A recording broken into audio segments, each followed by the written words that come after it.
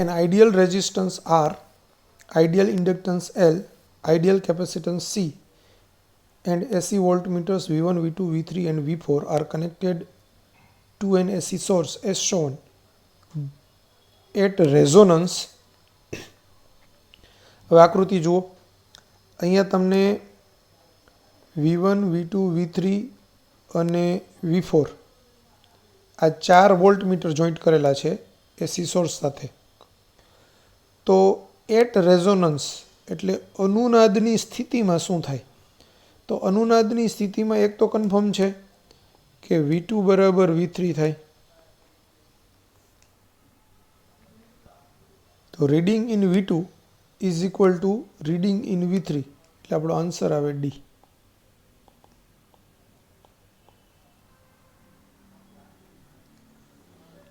બરાબર, કારણ કે અનુનાદની સ્થિતિમાં XL બરાબર XC થાય. સિરીઝ કનેક્શન છે એટલે ત્રણેયમાંથી વહેતો પ્રવાહ છે એ બધામાંથી સરખો જ હોય. બરાબર, એટલે IXL બરાબર IXC થાય અને IXL બરાબર IXC થાય એટલે કે VL બરાબર VC થાય.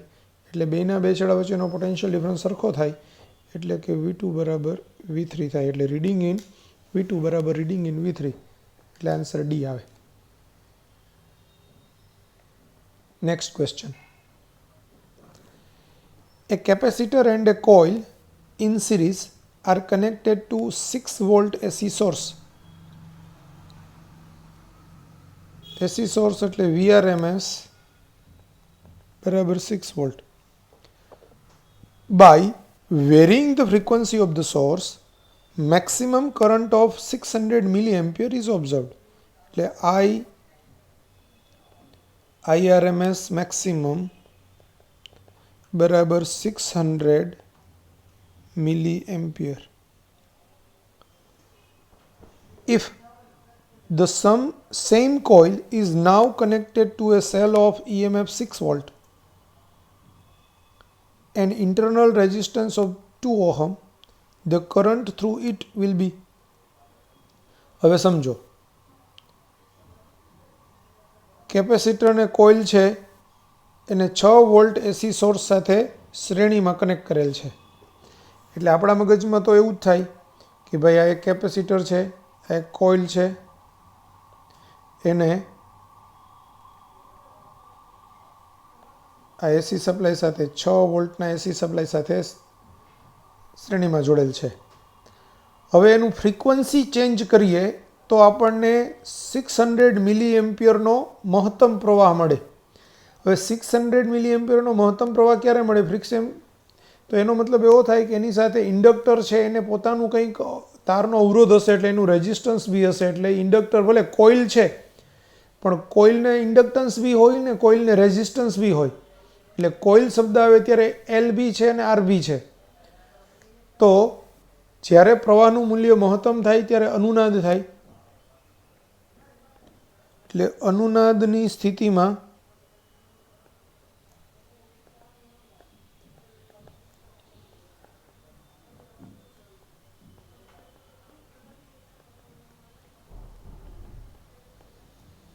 તથા Z બરાબર R થાય. માટે Z બરાબર R બરાબર VRMS અપોન IRMS મેક્સિમમ. એટલે આરનું મૂલ્ય શું થશે? VRMS એટલે 6 વોલ્ટ છેદમાં આ 600 મિલી એમ્પિયર એટલે 10⁻³ ઘાત એટલે 6/0.6 એટલે 10 ઓહમ. તો આર બરાબર 10 ઓહમ ફિક્સ થઈ ગયું. Now if the same coil is now connected to a cell of 6 volt. હવે જ્યારે સેલ સાથે કનેક્ટ કરો તમે કોઇલને ત્યારે એનું ઇન્ડક્ટર છે એ પરિપથમાં જોડાય પણ તો બી એનાથી કંઈ ફરક પડતો નથી. એટલે ત્યારે માત્ર એનું રેઝિસ્ટન્સ કનેક્ટ થાય છે એમ ગણાય ડીસી પરિપથની અંદર. એટલે એનું ઇન્ટરનલ રેઝિસ્ટન્સ બી છે સ્મોલ આર.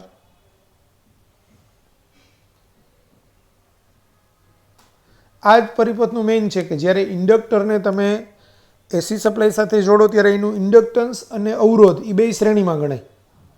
એટલે એક ઇન્ડક્ટર અને કેપેસિટરને જોડેલો હોય તો સામાન્ય રીતે ઇન્ડક્ટરને એનો અવરોધ પણ હોય તો RLC પરિપથ કહેવાય. અને એમ કીધું હોય કે શૂન્ય અવરોધ ધરાવતો ઇન્ડક્ટર અને કેપેસિટર પરિપથમાં જોડેલ છે તો LC પરિપથ કહેવાય.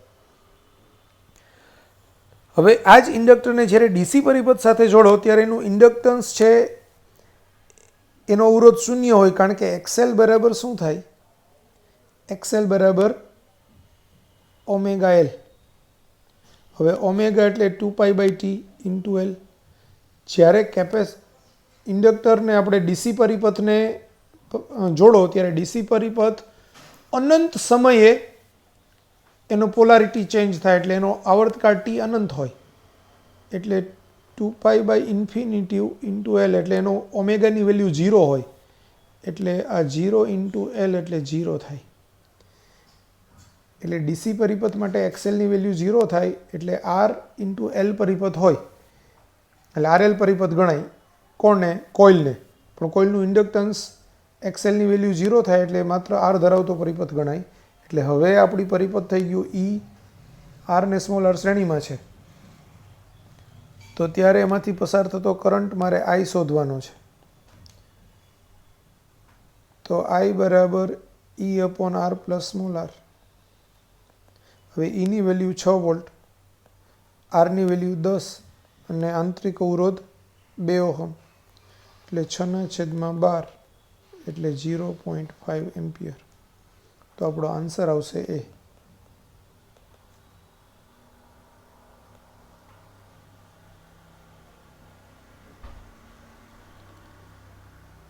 જો ડીસી પરિપથમાં જોડો ત્યારે XLની વેલ્યુ 0 થાય અને XC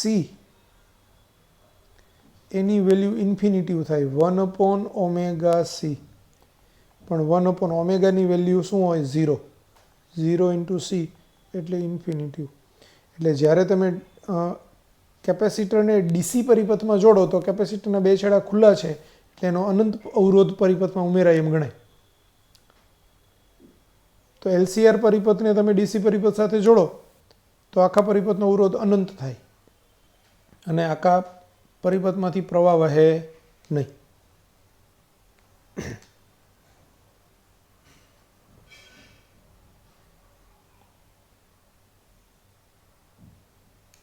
લખી નાખો.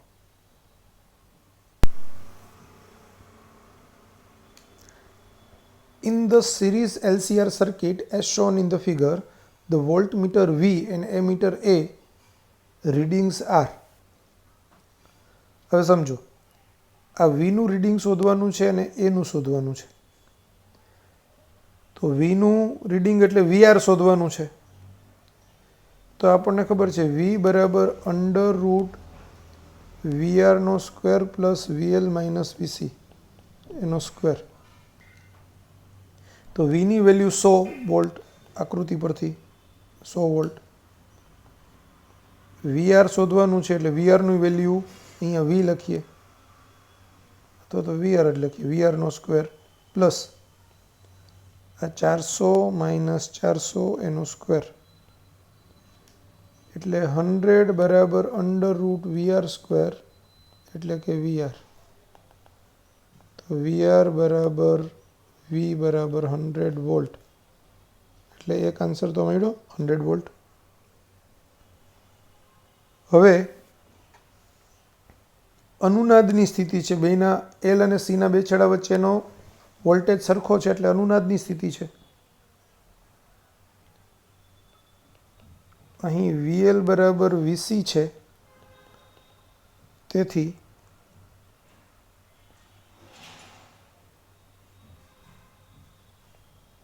અનુનાદની સ્થિતિ છે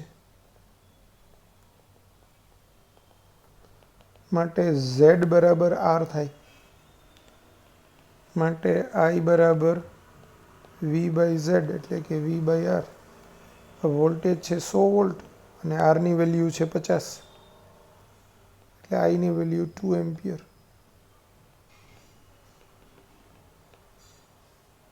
તો આપણો આન્સર થશે 100 વોલ્ટ ને 2 એમ્પિયર એટલે એ.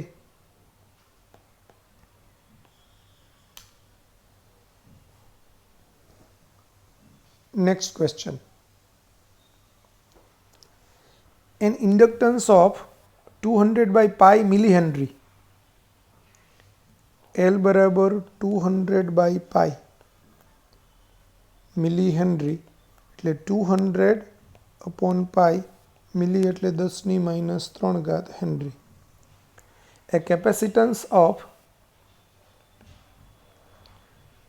10⁻³ by pi farad and resistance R is equal to 10 ohm are connected in series with an AC source of 220 volt એટલે VRMS 220 volt 50 hertz એટલે F બરાબર 50 hertz. The phase angle of the circuit is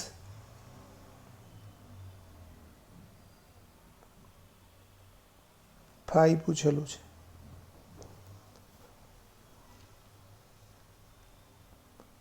હવે phi બરાબર જો 10 phi એટલે XL minus XC by R સૂત્ર છે અથવા તો XC minus XL by R.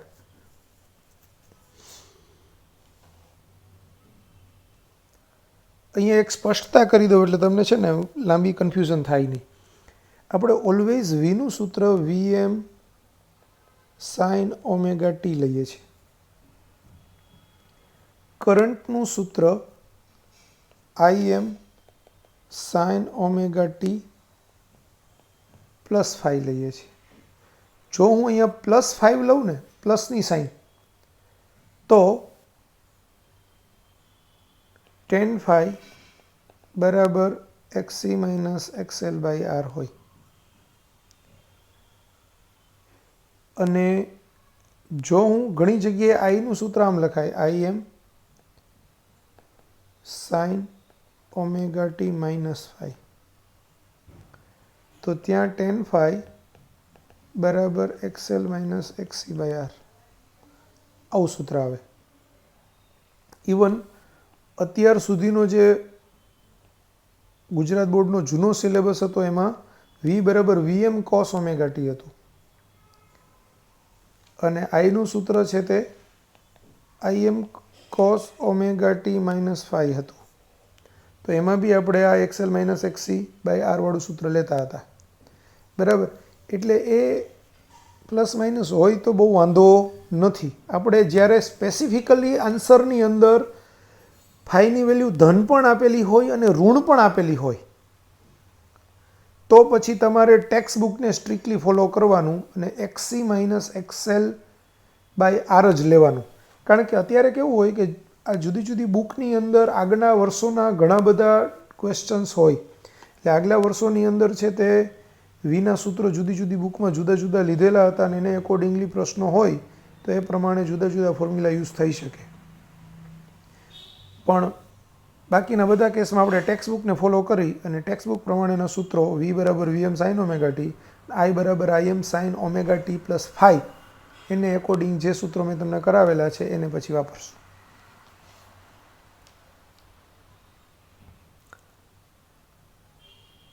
તો અહીંયા બી આપણે XC minus XL સૂત્ર વાપરીએ તોય કંઈ વાંધો નથી એક્ઝેક્ટલી ટેક્સ્ટ બુક મુજબ. પછી જવાબ ઋણ આવે તો એને ધન કરી નાખવાનો.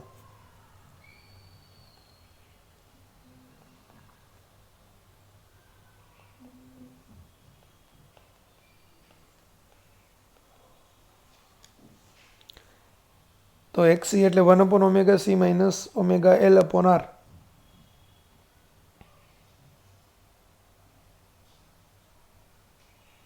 હવે એફની વેલ્યુ 50 છે એટલે ઓમેગા એટલે 2πf, એફની વેલ્યુ 50 છે એટલે 100 પાઈ રેડિયન પર સેકન્ડ થાય. એટલે આ 1/ωની વેલ્યુ અલગથી શોધી લીધી 100 પાઈ.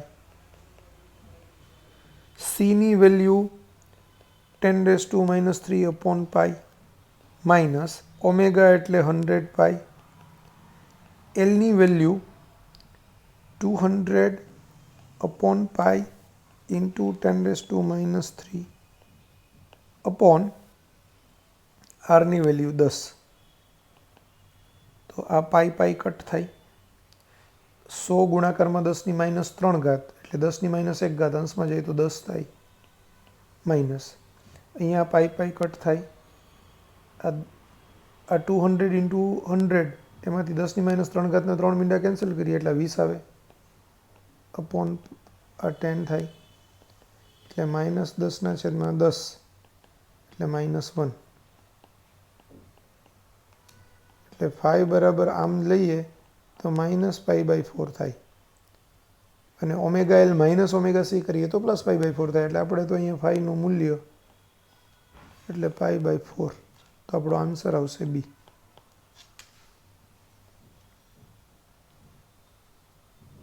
આ જૂના સૂત્ર મુજબ ગણેલો છે, XL - XC કરીને +5, પણ આમ કરો તો પણ વાંધો નથી.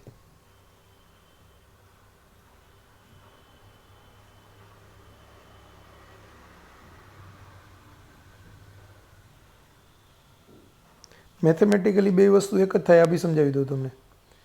જ્યારે મેં સૂત્ર આમ લખ્યું હોય Im sin ωt +5, ત્યારે હું લખું છું tan phi બરાબર XC - XL/R, અને જ્યારે હું સૂત્ર આમ લઉં Im sin ωt -5, ત્યારે લખું છું tan phi બરાબર XL - XC/R.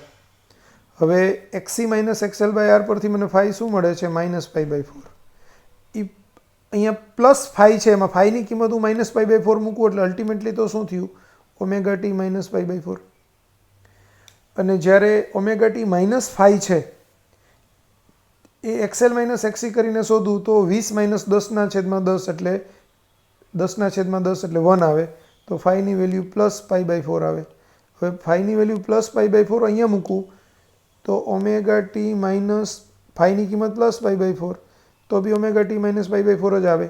એટલે બંને કેસમાં જવાબ તો સરખો જ આવે, I બરાબર Im sin ωt -π/4 ωt -π/4.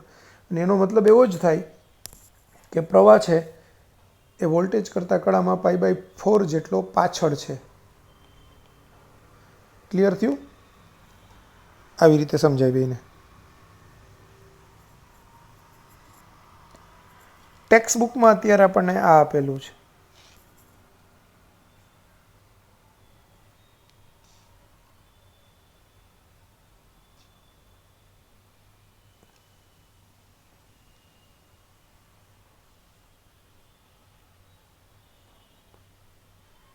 Next question. An LCR series AC circuit is at resonance with 10 volt each across LC and R. If the resistance is half, the respective voltage across the LC and R are. હવે સમજો, તમને પહેલાં તો resonance condition આપી છે, ત્યારે VL બરાબર VC બરાબર VR બરાબર 10 વોલ્ટ છે. માટે V બરાબર બી 10 વોલ્ટ થાય, કારણ કે આપણું સૂત્ર છે VR² વત્તા VL - VC². એટલે આ 10² વત્તા 10 - 10² એટલે 10 વોલ્ટ.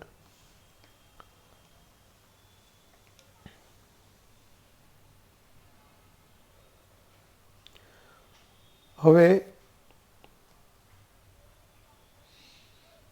આ R' બરાબર R/2 થાય છે.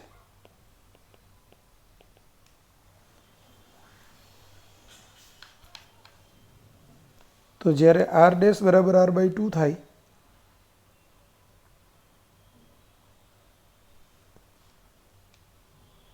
ત્યારે Z' બરાબર R' એટલે R/2 થાય.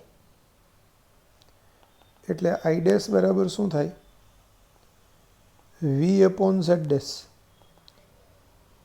એટલે 10/R/2 એટલે 20/R.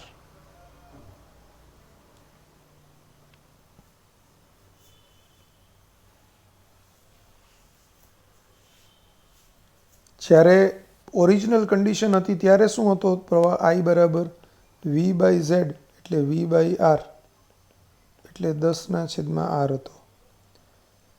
તો અવરોધ અડધો થયો એટલે પ્રવાહ બમણો થયો. ટૂંકમાં પ્રવાહ બમણો થયો એટલે અવરોધ તો અડધો છે એટલે VR બરાબર શું થશે? VR dash I dash into R. I ડેશની વેલ્યુ 20/R. આ I ડેશ R ડેશ અને R ડેશની વેલ્યુ R/2 એટલે RR કટ થશે. 20/2 એટલે 10 વોલ્ટ.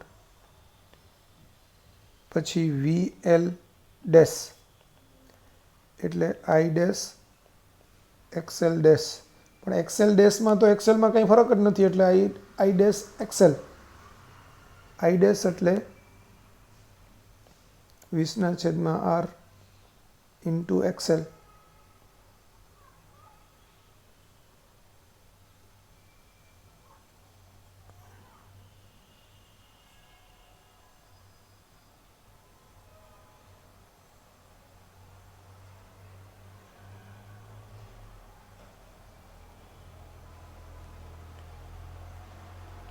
હવે 20/R ને આપણે આમ ગણી શકાય 2 ઇન્ટુ 10/R ઇન્ટુ XL એટલે 2 10/R એટલે I XL.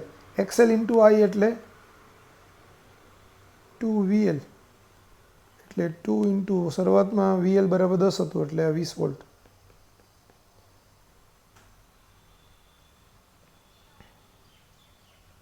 ને એવી જ રીતે VC ડેશ ગણીએ તો I ડેશ XC એટલે 20/R ઇન્ટુ XC એટલે 2 ઇન્ટુ 10/R ઇન્ટુ XC એટલે 2 ઇન્ટુ IXC એટલે 2 ઇન્ટુ VC એટલે 2 ઇન્ટુ 10 એટલે 20 વોલ્ટ. તો આપણો આન્સર આવે 20 20 10 ડી.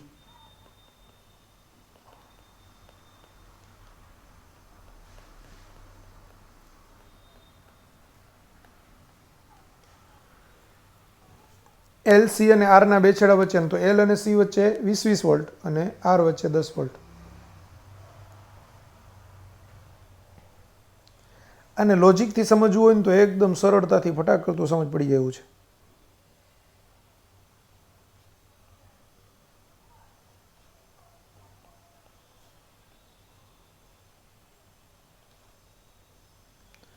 શરૂઆતમાં આ 10 વોલ્ટ હતું, આ 10 વોલ્ટ હતું, આ 10 વોલ્ટ હતું એટલે પરિપથ અનુનાદની સ્થિતિમાં છે એમ કહેવાય.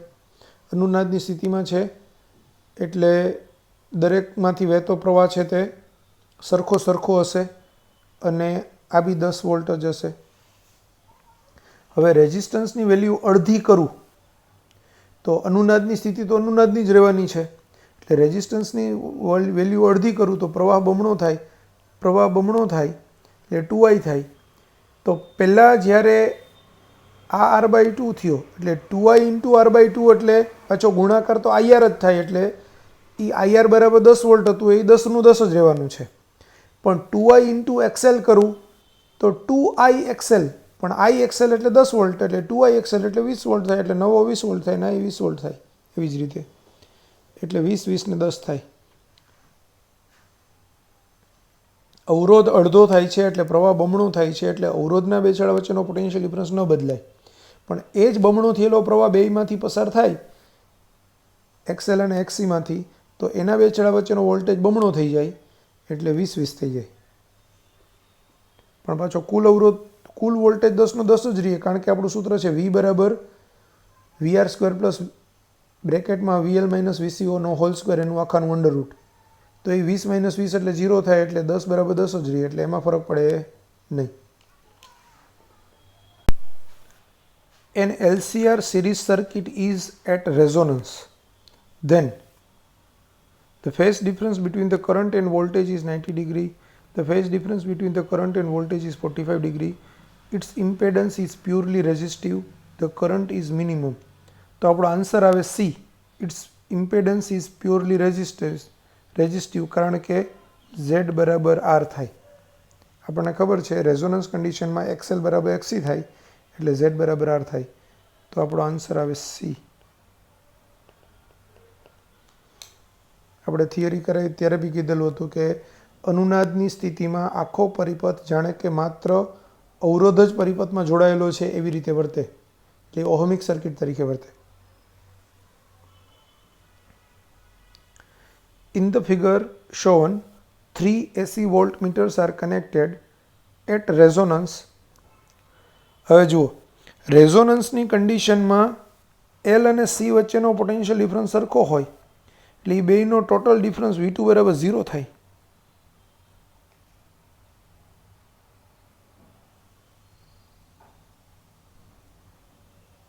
કારણ કે એ ટર્મ VL માઇનસ VC આવે V2 બરાબર, એટલે એ બે વચ્ચેનો પોટેન્શિયલ ડિફરન્સ 0 થાય.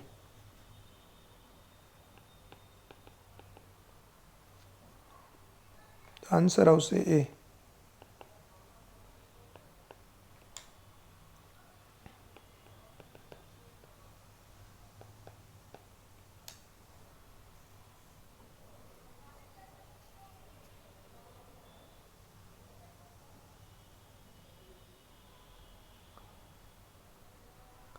V3 બરાબર V1 થાય.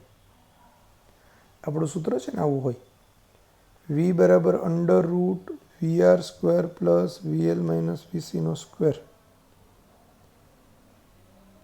એને આપણે આમાં ગણીએ તો આમ થાય V3 બરાબર under root V1 square plus V2 square. પણ V2 એટલે VL માઇનસ VCનો સ્ક્વેર થાય, એટલે V2 સ્ક્વેર બરાબર VL માઇનસ VC આખોનો હોલ સ્ક્વેર થાય. એટલે V2 બરાબર VL માઇનસ VC ને VL બરાબર VC હોય રેઝોનન્ટ કન્ડિશનમાં એટલે જવાબ 0 આવે. એટલે V2 બરાબર 0 થાય. અને એક બીજો ઓપ્શન થાય V1 સ્ક્વેર પ્લસ 0 એટલે કે V1. એટલે V3 બરાબર V1 ઓપ્શન આપ્યો તો પણ સાચું હતું, પણ V3 બરાબર V1 આપેલું નથી.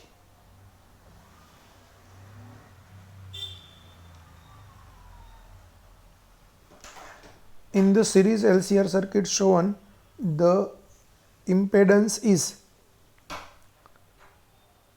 હવે પરિપથ આપ્યો છે એમાં ઇમ્પેડન્સ પૂછ્યું છે. તો પહેલાં તો L બરાબર 1 હેનરી આપ્યું છે આકૃતિ પરથી, C બરાબર 20 માઇક્રોફેરેડ એટલે 20 ગુણાકારમાં 10⁻6 ફેરેડ આપ્યું છે. R આપ્યો છે તમને 300 ઓહમ. VRMS આપ્યું છે 50 વોલ્ટ અને આવૃત્તિ આપી છે 50/π હર્ટ્ઝ. તો ઓમેગા એટલે 2πf થાય, એટલે 2πfની વેલ્યુ 50/π એટલે 100 રેડિયન પર સેકન્ડ. શું પૂછ્યું છે? ઇમ્પેડન્સ એટલે Z.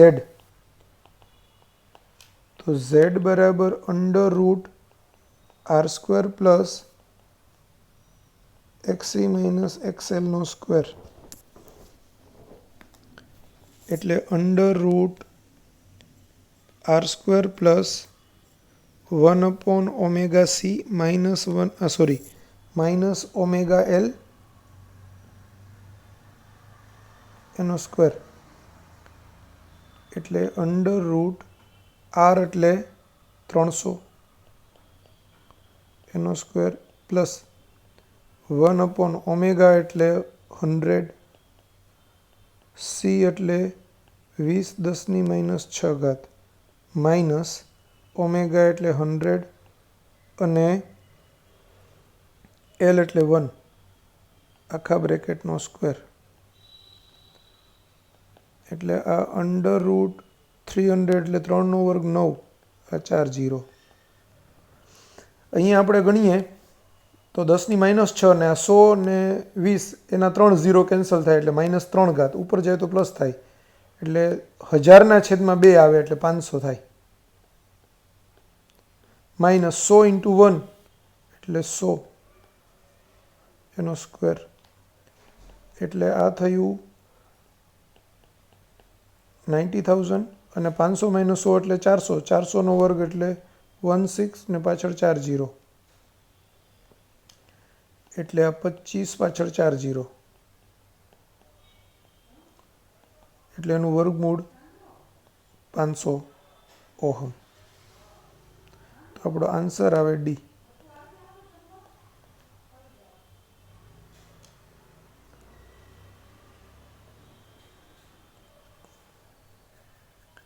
The figure shows LCR network connected to 300 volt AC supply. The circuit elements are such that R बराबर XL बराबर XC बराबर 10 ohm. V1, V2 and V3 are the 3 voltmeters connected as shown in the figure. Which of the following represents the correct set of the readings of the voltmeters? હવે જુઓ, જ્યારે તમને અવરોધના મૂલ્યો અને XL ને XC ત્રણેયના મૂલ્યો સરખા આપ્યા હોય, મતલબ અનુનાદની સ્થિતિ છે. અનુનાદની સ્થિતિમાં એક તો V2 બરાબર V3 થાય, બરાબર, અને V1 બરાબર V થાય.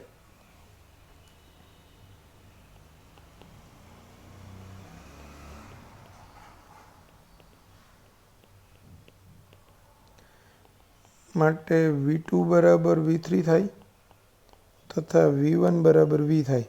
પણ V1 બરાબર V એટલે 300 આપ્યું છે એટલે V1 બરાબર 300 વોલ્ટ થાય. હવે V2 અને V3માં બી પાછું જુઓ XL બરાબર XC બરાબર R આપ્યું છે એટલે V2 બરાબર V3, V2 બરાબર IXL, V3 બરાબર IXC અને V1 બરાબર IR. પરંતુ R બરાબર XL બરાબર XC છે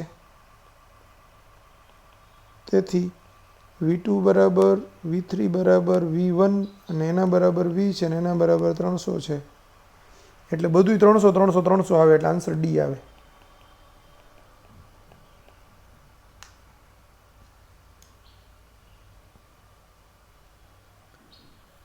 $200 volt AC source is fed to series LCR circuit having XL બરાબર 50 ohm, XC બરાબર 50 ohm અને R બરાબર 25 ohm.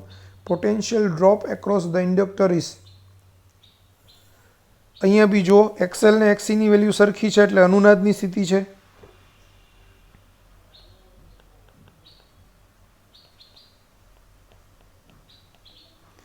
માટે Z બરાબર R થાય બરાબર 25 ઓહમ થાય એટલે I ની વેલ્યુ V બાય Z એટલે 200/25